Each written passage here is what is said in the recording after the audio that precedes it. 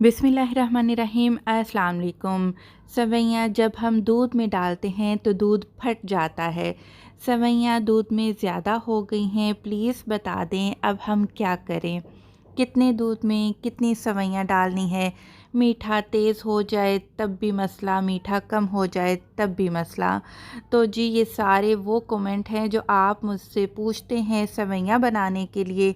तो आज आपके लिए डिटेल रेसिपी लेकर आई हूँ। सवैयाँ किस तरीके से बनाते हैं, सवैयों की खीर बनाना आपको बताऊंगी। तो चलते हैं रेसिपी को स्टार्ट करते हैं।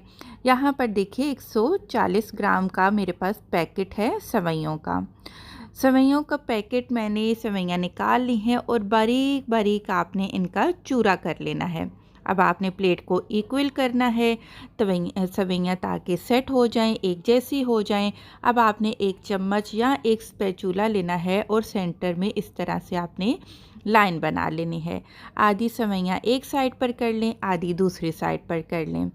आधी सवैयाँ मैंने प्याले में डाल ली हैं, जो कि प्याला आपको नज़र आ रहा है यहाँ पर आधा कप है। चीनी कितनी डलेगी? देखिए मैं 1 लीटर दूध के साथ आपको बनाना बता रही हूँ। चीनी यहाँ पर 6 टेबल स्पून यानी कि 6 खाने के चम्मच आप चीनी का इस्तेमाल करेंगे। चीनी देख लीजिएगा, बाद में भी हम डाल सकते हैं। तो 6 चम्मच बड़े वाले यानी कि टेबल स्पून चीनी के डाल दिए हैं।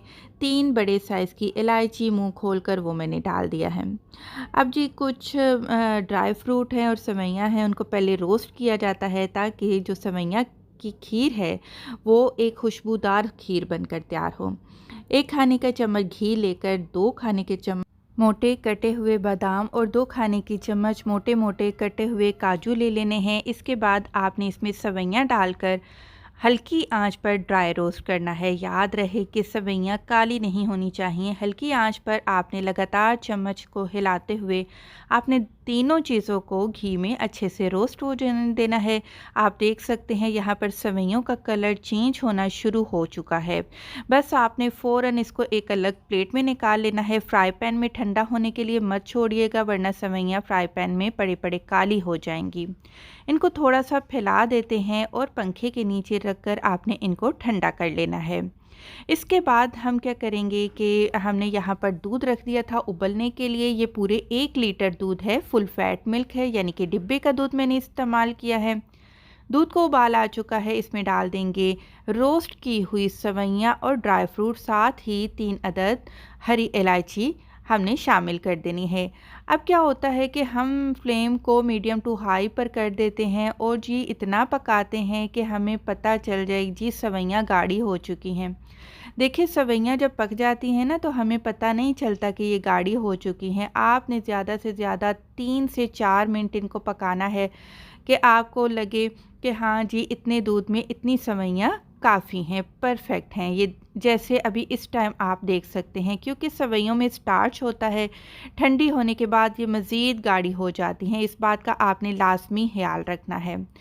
सवैयाँ हमारी पक चुकी हैं। अब आपने क्या करना है, चीनी लेनी है। चीनी को हम क्या करेंगे, कैरेमलाइज़ करके डालेंगे। इससे आप कैरेमलाइज़ करके जब सवैयाँ बनाएंगे चीनी के साथ तो फिर देखिएगा आपको खोए वाली सवैयों का टेस्ट मिलेगा इंशाल्लाह। आपने हल्की आंच पर चीनी को मेल्ट करना है। जब इसका कलर कुछ डार्क ब्राउन की तरफ होना शुरू हो जाए तो फ़ौरन गरम गरम सवैयों में आपने ये चीनी डाल देनी है।